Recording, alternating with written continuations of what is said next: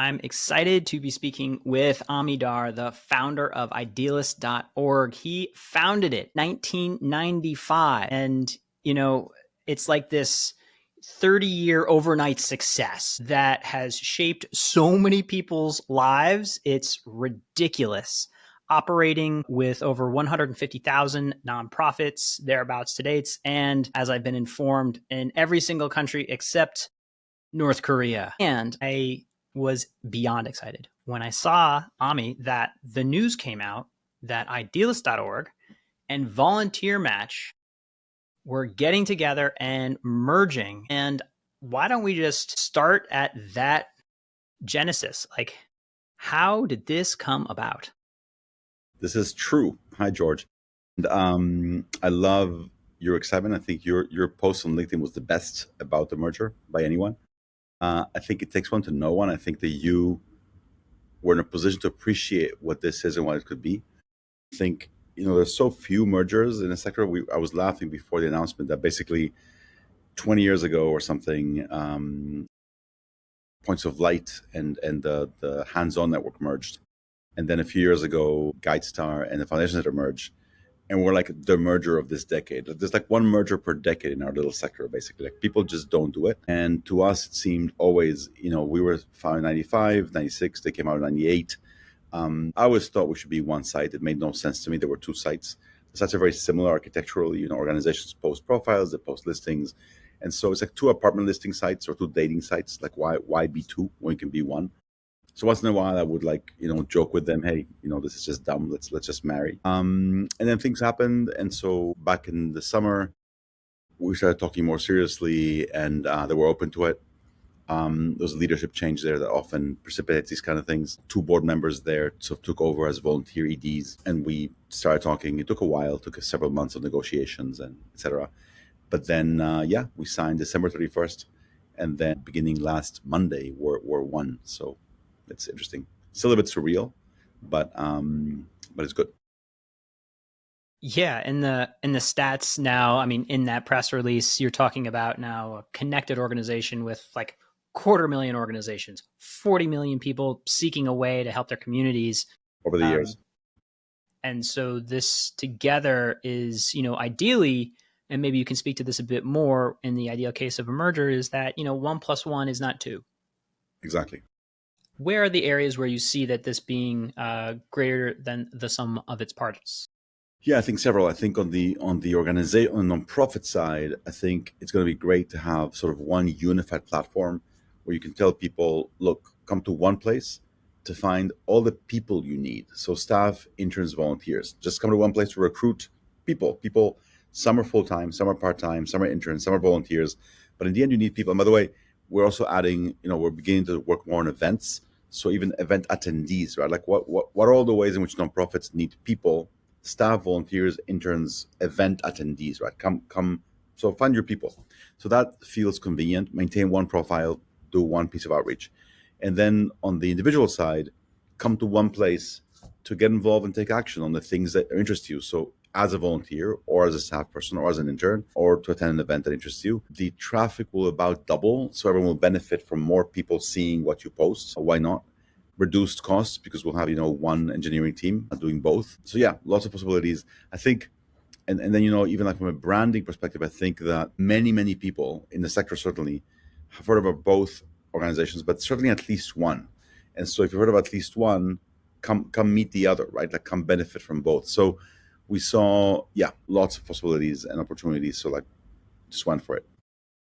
Yeah, I mean, clearly you'd seen it for decades, being like, why aren't we doing this? You're sitting on a mountain of cookie dough. I'm sitting on all this ice cream. Don't you understand what could happen? Exactly. Exactly. So I had this sort of theory that with pulling both together, at least, are you going to be syncing the profiles? Not to get overly technical, and if you don't have a good answer, but like I'm beginning to realize like that's actually going to be a major source of nonprofit reputation because you're going to be checked out from the angle of a future hire, a volunteer, somebody who's looking to get engaged in their community. So like this is actually becoming a actually very valuable identity spot for a nonprofit to own that profile. You should come work with us. Yes, I think that absolutely. I think that's the idea, right? So basically, one profile. have found so far, it seems that about a quarter of the organizations of Volunteer Match also have a profile. So there's a quarter overlap. So we'll have to do some deduping there. I would But have guessed essentially, it. I would have taken the over on that. Only a even more. quarter. Yeah, about a quarter, it seems. Huh. 26.7%, it seems, what we can see so far. So we're going to basically be drawing those profiles in, those opportunities in. One advantage I think that we had over essentially anyone else that would have sort of wanted this is that we don't have to build that site from scratch, right? We can just like take everything and port it into literally like two apartment sites that are merging. We're going to merge. It's going to take. We're working on that right now. It's going to take 2 or 3 or 4 months to sort of get that done. There's deduping. There's rerouting. There is all kinds of stuff to do there. Migration, some redesign of some things. VolunteerMatch.org entry point will always be available. It's important, SEO wise, just in general. If someone finds VolunteerMatch.org, they'll go there. They'll find a volunteer portal. Once you go deeper, you'll find you're in a Idealist world, and vice versa. The Idealist will take you in. So both brands will be there. Marketing wise, we're going to promote Idealist obviously more than Volunteer Match, but the Volunteer Match name will stay there, and anyone accessing that URL will always find us. So that will always be up and running. Also thrilled. I think it's the exact right move to have still both as a listing source and frankly the digital footprint of both are like robust and unique. And you're almost playing this game of like visual real estate on the results. But exactly. You're cross-listing, I guess, the volunteer opportunities on Idealist. On both, exactly. And then jobs wouldn't show up on Volunteer Match, but rather no, like you find it's going to be one site. It's going to be one site with all the listings on one side, but just like literally 2 entry points, 2 doors into one house. We're not going to keep 2 houses, just 2 doors in one house. Your garage and your front door, George. Yes, well, as I'm recording from my garage, it gets a bit drafty, but I do like that. Like I can just wander off to the rest of the house in the kitchen right there. I'm curious to take a step back. Well, actually, no, to stay with the volunteer match and the identity. What are the upsides for a nonprofit, in this ecosystem, one that, has relied, or a quarter of your audience that relied on both, and you're like, all right, you're together now. So what? I think that, there's a very simple one of maintaining one profile instead of 2. And I think just much more traffic coming your way, because again, we're going to be all this traffic is going to go to one place. And so hopefully if you're promoting yourself or one opportunity or one job, you'll get just much more incoming traffic. So hopefully the idea of just a unified place where everyone is finding you, and not just, it's interesting, I think about this way before, the fact that only a quarter overlap means, in other words, back to your point about there should be a place where every nonprofit wants to have its profile there. Like, why wouldn't you want to be there and be found by everyone? So hopefully it becomes a place that more people can find, more people can link to. And so, just becomes much more visited than otherwise. I'm hoping. Here's the hoping. I think your logic tracks for sure. What I think is also exciting for the sector here is that, as you mentioned, like both have a different digital footprint, both equally sized in terms of attention. That's the game we are playing. We're trying to get the attention of people that care and get them to take the next step in diving deeper with a nonprofit. And if you had this sort of ladder of engagement, I would definitely say the people that are like curious are volunteering. The people that are committed are working for it. And to have that in this is like a whole laddering up from the individual perspective of somebody who starts by finding an opportunity and says, you know what, I'm not thrilled with my job, or maybe I got fired because stupid AI supposedly can do my job. I am a long-term bull on the upside of nonprofit labor providing purpose for the humans. Right now, correct me, like I think we're around like about 13 million in the US in terms of jobs in the nonprofit sector. It's a strange sector, it depends how you count, right? So the way that this sector, you get into boring stuff. It's issue of what not do you boring mean by for me, and this is just for me. It's this whole thing like, what do you mean by nonprofits, right? So, for example, a big one is, do you also count hospitals and universities? If you do, then it's huge, and if you don't, then it's smaller. Either way, it's very big. Yes, I agree with you. There's two things here. One is the latter way of looking at it, and the other one is the ecosystem way of looking at it, where basically I'm looking for a job. Well, in the meantime, I can volunteer, or I want to volunteer, but my grandson is looking for a job. So, like, it's convenient to see it all in one place, right? It's just like one place where let's go to one place to find a way to make a difference. Micro, macro, globally, locally, in an hour, in a year, whichever, just in one place. It just makes sense to us. Hopefully to others too. So it's this, hey, you're shopping for a job here, but by the way, there are these volunteer opportunities, and vice versa. Right. So instead of what the internet is good at is like having that stupid watch follow me around everywhere, instead you could have this, wait a minute, this environmental volunteerism component keeps following me around. I'm going to send it to so and so.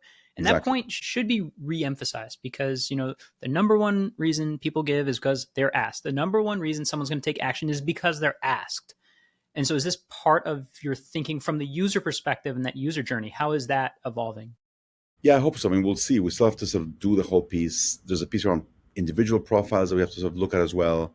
You're right that, people are sharing a LinkedIn profile now as like their resume. Why not an idealist profile? It's the one that basically highlights your volunteering, your nonprofit life versus your. Also, I think we're more handsome than LinkedIn. I think LinkedIn. I don't say anything bad about LinkedIn, but I think we look better. So like why not? So I think that yeah, that's the way to go. I think. Yeah, And also, I that's think an that there should interesting be more take. mergers. I know you wanted to touch on before. I think that there should be more of this out there. More nonprofits should be working together. For all kinds of reasons, it doesn't happen. I get it, but in this case, at least it did. So, yeah, I would say the number one reason mergers don't happen is because of ego in the nonprofit sector. Agree or disagree? there are two reasons. One reason is ego throughout the system, boards, staff, etc. The biggest reason, honestly, is financial, personal finance. So basically, let's use George as an example. So Whole Whale is a private company, right? It's not a nonprofit. You've built it. It has certain staff. It has certain revenues. If tomorrow someone wants to buy Whole Whale, the market created mechanism where I can separate you from your baby. It's going to hurt, but you'll get a nice check for your baby, whatever the market, values Whole Whale as. And so there's a way to separate the founder from their baby while still having the founder nicely compensated. In nonprofit world, if someone wants to separate me from Idealist, Idealist is a nonprofit, there's no way for me to be compensated for that. So in fact, as a founder of a nonprofit, you can merge with someone and literally 2 weeks later, you could be on the street with 2 weeks severance, no pension, no salary, no nothing. So founders there's no mechanism, basically, literally, in the nonprofit world to separate a founder from their creation, which is why very often, so if you think about, two big nonprofits merging, let's say, 500 people each, it's very possible that the only person that's going to lose their job, because the only real doubling is a CEO. You don't have two CEOs. So one CEO will lose her job. Why would she want this merger? Which is why very, very often they happen when one doesn't have a CEO. And the board gets basically in a place where, should we look for a replacement or should we merge? And that at that point, that solution is open. So it's ego combined with literally job security for the CEO. And since the CEO is the one who can oppose the merger, they very often don't happen. Even when they make tremendous sense, they just don't happen. Yeah. Yeah, that financial mechanism of the nonprofit both, I'd say, works on the other side of the sword and cuts on the other side, right? And you're talking about the side that cuts, where it's like somebody who's created this thing is in no way going to be compensated. Obviously, we all went into the nonprofit sector to get mighty rich, but here we are. The other thing on the financial side for me is that with nonprofits, the same market dynamics are not in play. If the nonprofit is selling bad widgets that don't help people because no one uses it, but they actually got a bequest from somebody and they're just endowed, they will continue to sell bad widgets indefinitely because there's not that normal market force. It's worse than that. I mean, I don't know how much, I'm always like Worse careful. than a bad widget? Yes. Well, no, it's that basically you have a sector that is based essentially, I mean, a big part of it is based on raising money. Right now, the sort of thing here is that to raise money, you need or you don't need, but it helps to have a charismatic leader with a strong story. And that leader with a strong story, it seems in many cases, can always find the next donor regardless of the results of the previous donation. That is it. So that's like in academic, I put it like in slightly academic terms, you can always find, it turns out that someone with a great story can be doing a terrible job and still find the next donor, regardless of the quality of the widget. That's the problem here, basically. And there's no relation between knowing how to raise money and knowing how to manage. You can be a fantastic fundraiser and a terrible manager, and too few donors seem to care. That's the truth, basically. They say they do, they don't actually, I think, in many cases. They get that nice shiny report. Well, they get a report. How bad do you want me to be here, George? They get a report that was very often written by a consultancy whose job it is to assess the effectiveness of grants. So if you are a funder and you just gave someone a big grant, and then you hire a consultant to assess that grant, and the grant was a very bad grant or a very bad job, the consultant can come back and say, George, that was the dumbest grant I've ever seen in my life.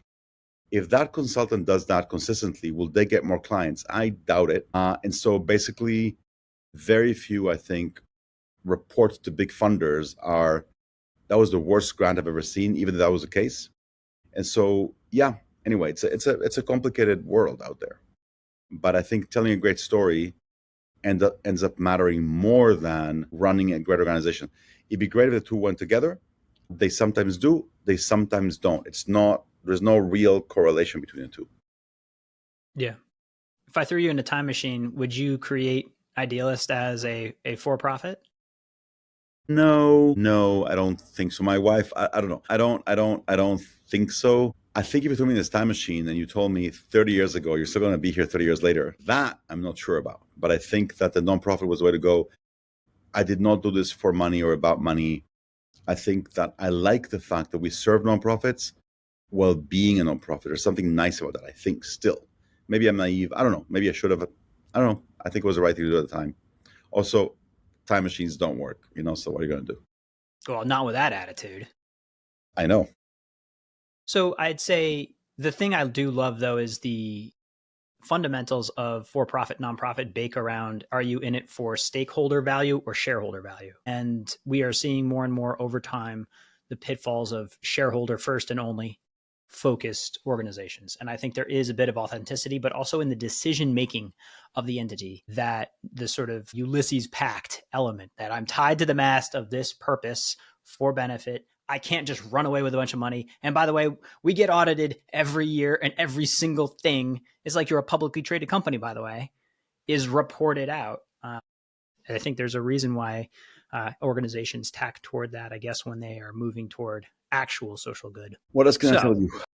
What else can you tell me? I wanted to go into some labor trends because you know all these numbers. And also I'm excited because you now are going to have the greatest source of data, second only, I don't know, to the, labor.gov, of the volunteer and macro nonprofit sector. It always felt like these data sets were like isolated on their own little islands. How are you thinking about the data? What are you going to be able to do with this now that you've got much wider aperture?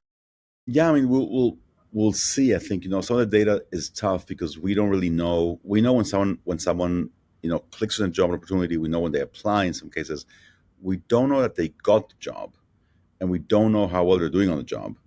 That we certainly don't know. So some things we know, some things we don't.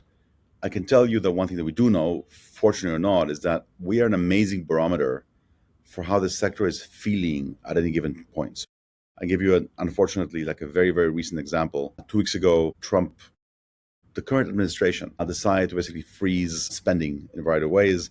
They canceled contracts, they put a hold on things. We see that within minutes on the site. It's amazing, basically. The sector is incredibly. So you've run organizations, people who have. The decision by a manager or by an ED or CEO to cut staff is a very difficult decision to make. The decision to freeze hiring is very easy to make.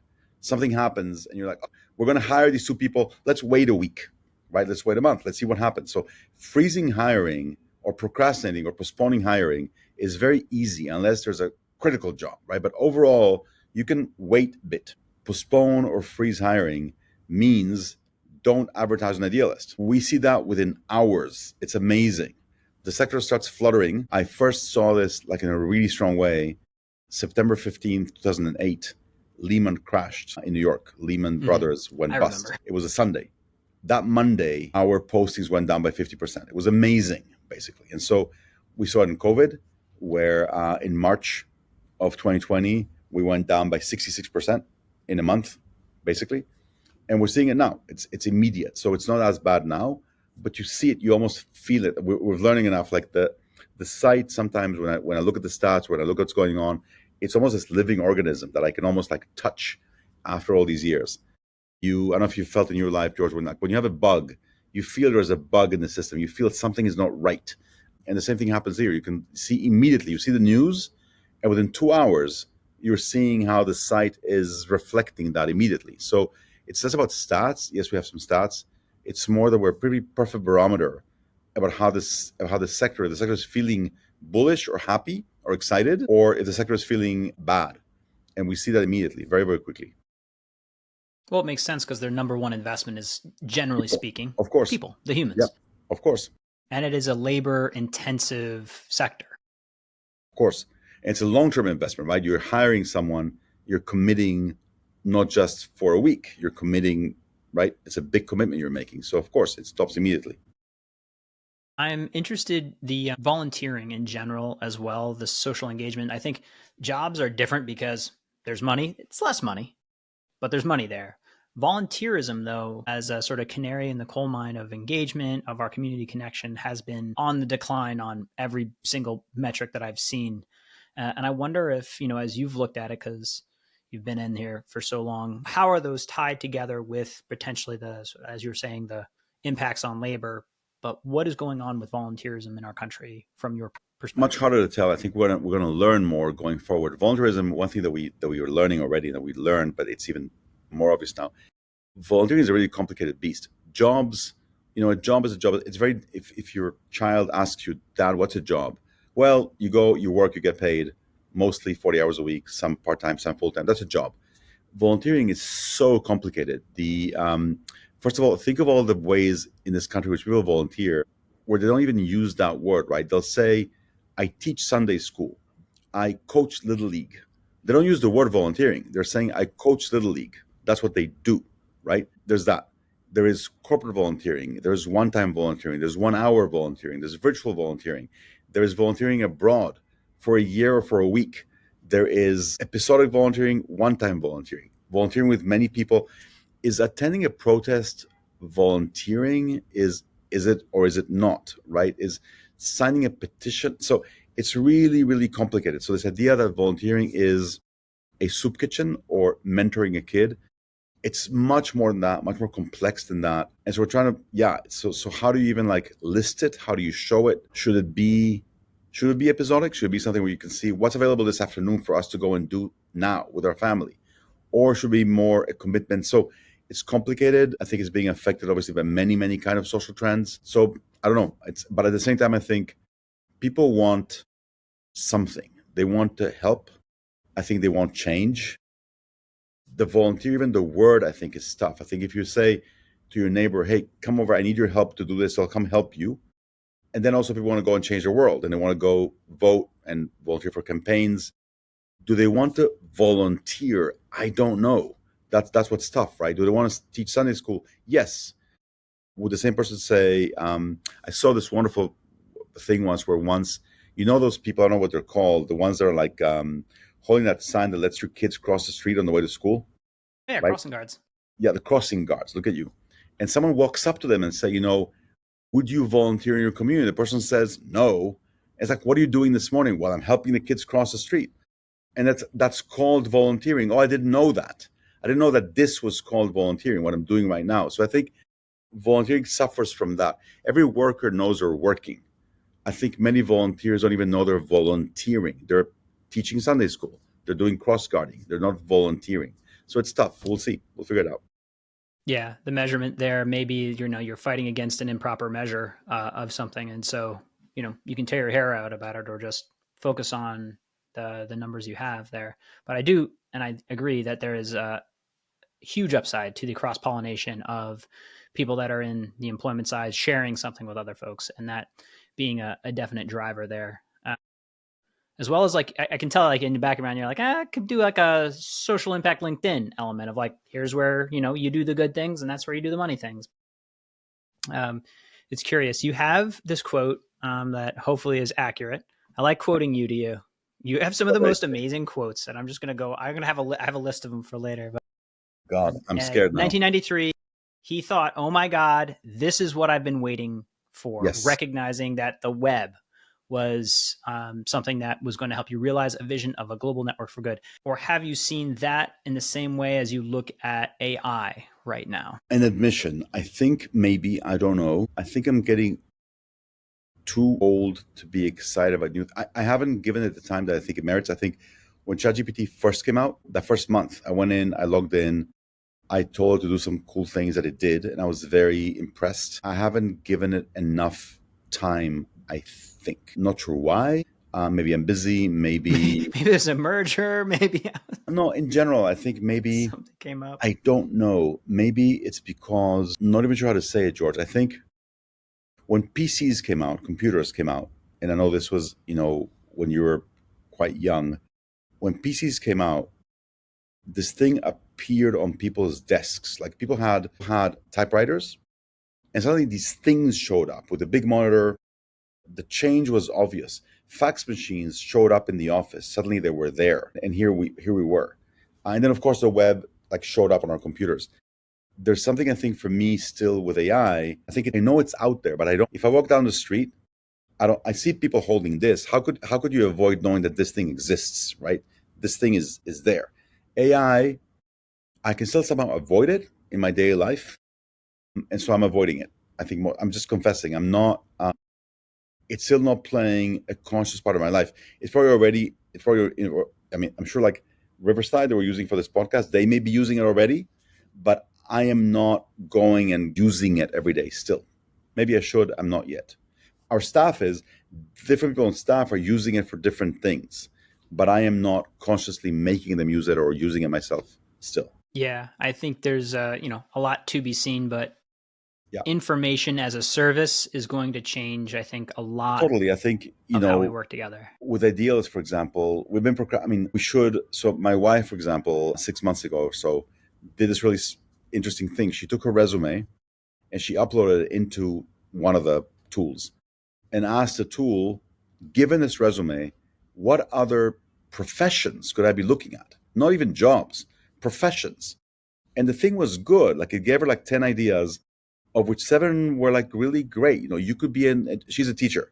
You could be an education consultant for blah, blah, blah. You could be an HR person, actually. You could be, and she's like, oh, and then she asked it, and in each of those, how much could I be making? And it gave her some really good answers based on, job boards. So I think there are interesting uses for it. I don't know. We'll see. I have like enough of my mind right now without that, but it's coming. It's coming in a big way, obviously. Yeah. Yeah, well, I repeat this so many times, but I like bouncing off of you that one of the reasons I'm so optimistic about the nonprofit sector as filling this void of purpose that we're going to have is as AI does inevitably remove the purpose of work for many for-profit industries, the nonprofit sector, you walk into any nonprofit and say like, hey, you must be pretty bored around here. There's probably not enough work to do. There is infinity work. Of course. In our service to each other, our service to the planet. And I think I'm excited about more people finding that path toward the nonprofit sector. And I want to clarify, I'm not poo-pooing it. I'm not, sort of looking. When I first looked at it, I looked at it literally the moment it came out, like a month later. And I said, write me a sad story in Spanish about X. And it did a great job. And I said, write me a tweet. I don't know why, George. I said, write me a tweet promoting a nudist camp. Never been to a nudist camp. That's what came to my mind. And it was great. It said, leave your clothes and worries at home. Come to our, like, that's good. That's not bad at all. Catchy. Already 3 years ago, catchy. And so I understand that people are using it. Totally. I get it. I still haven't done a lot with it yet, personally. But I'll get there, I guess. All right. Another favorite Ami quote of mine. And it's kind of like, I think you have this is why I wanted to ask you about AI, because I think you've got a very good hype detection BS system. Is you're presenting in front of a bunch of young entrepreneurs and you're saying like, someone asks you about Facebook and you're like, I just really try to wake up in the morning every now and then and remember somehow this day happened without Facebook before, Yeah. and it'll happen again in the future. I'm butchering the quote, but I just laughed. Yeah. It's just No, nonstop. the Roman Empire was built without Facebook. I think that was a quote. Like Just they another somehow great one. managed to do this. Yeah, I mean, people were ingenious before our time. People find ways of doing things, and yeah, they did. So And then one more is the joke of people thinking that the nonprofit sector, you go into it not caring about money, uh, when in fact there's nobody who cares about money more than somebody who works maybe at a academics, nonprofit. but yeah, that's I think academia is actually similar in that way. People spend their life obsessing about grants and things, and in a way that actually corporate people don't because the money is there. Otherwise, you'd have gone bust a long time ago. So yeah, that's a bit sad. Awesome. Well, I'm sad we're coming toward the end. Do you have a moment for some quick rapid fire questions? Sure. Okay. Ready? Alrighty. What is one tech tool or website that you or your organization has started using in the last year? I'm not sure if I'm ready for that rapid fire thing, but honestly, like I don't know of like a new tool, a new website. I don't know. You see, I'm drawing a blank. That's the thing. That's Like I fine. don't. Yep, yep. What tech issues are you currently battling with? George, I'm going to disappoint you with these things. Tech issues. It's funny. Like I think we have so much technology already that is actually not the issue. Tech is not the issue. The issue is what do you actually do with it.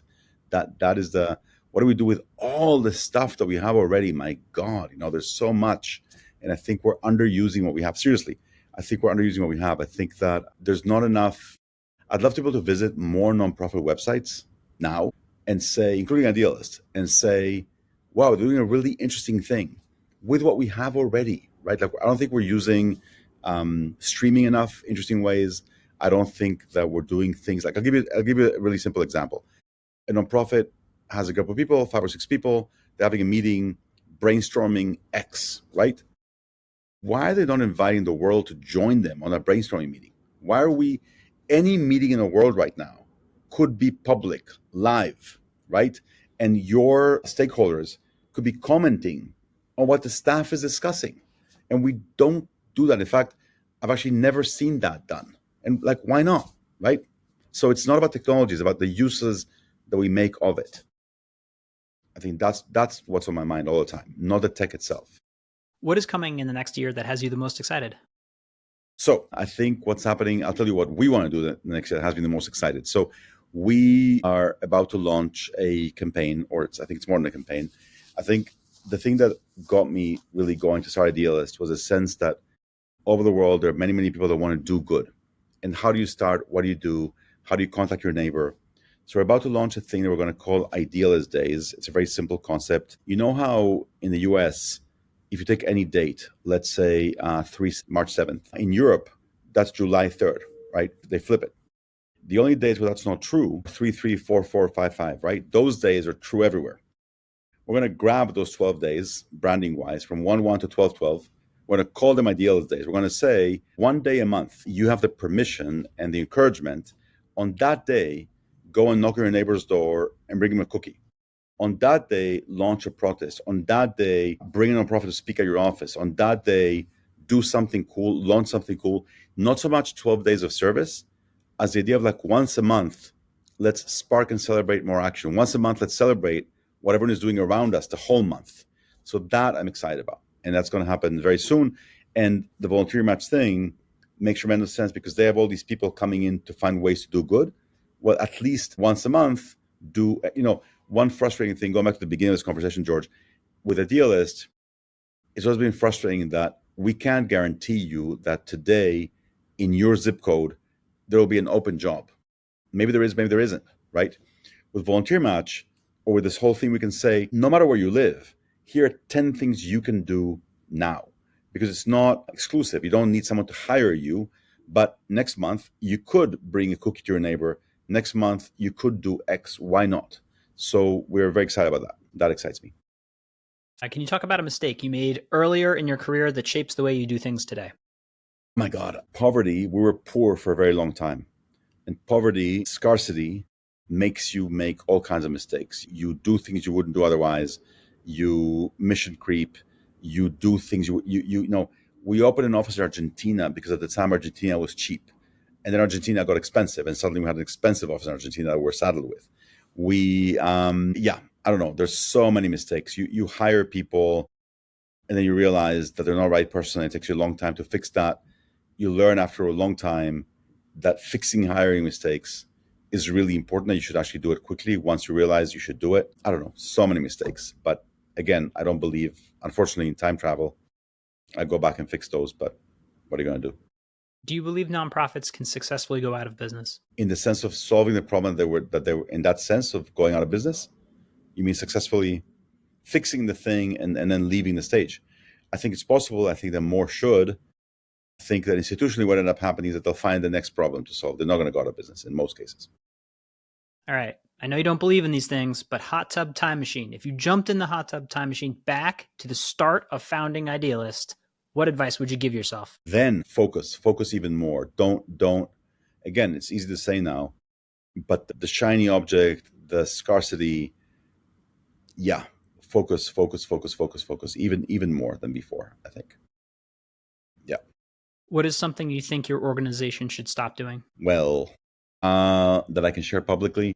One thing we should stop. Yes, as we record this Yeah, I mean, live publicly. exactly.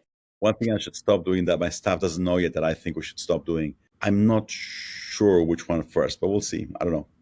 Yeah, it's tough. If you had a magic wand to wave across the sector, what would it do? Oh God, what would it do across the sector? Well, I mean, I'll give you the easy one. It would immediately make it so that this is something that some people understand what I'm saying or not. Is that right now all foundations are supposed to give away 5% of their assets every year. Unbelievably, they can include expenses in that. That is insane. What that means basically is that they can actually give zero. So in other words, it's amazing that the 5% of giving can include their rent, their salaries, which can be as big as 5%. So in fact, they're not obliged to give anything. That is insane. That's, by the way, that's for another podcast one day. It's one of the perfect limits, one of the perfect examples of the limits of democracy, right? That will never change because what senator is going to pick that fight? It's like, hello, sir, we have a great idea for you, Your Honor. Go pick a fight against every funder in the country. That'll get you lots of votes. Like, why should I do that? So that's a perfect example of how something will never change because no politician will pick that fight. They're just not going to. It's not going to change. Well, there you go. No magic wand. Sorry for I'm being an definitely old going to be cynic. pulling that thread in the future. My biggest fight has usually been around DAFs in certain ways and the way they're structured. DAFs, the donor advised funds. But there's good, bad ways about that. A different one. If I were a magic wand across the sector, I would buy every.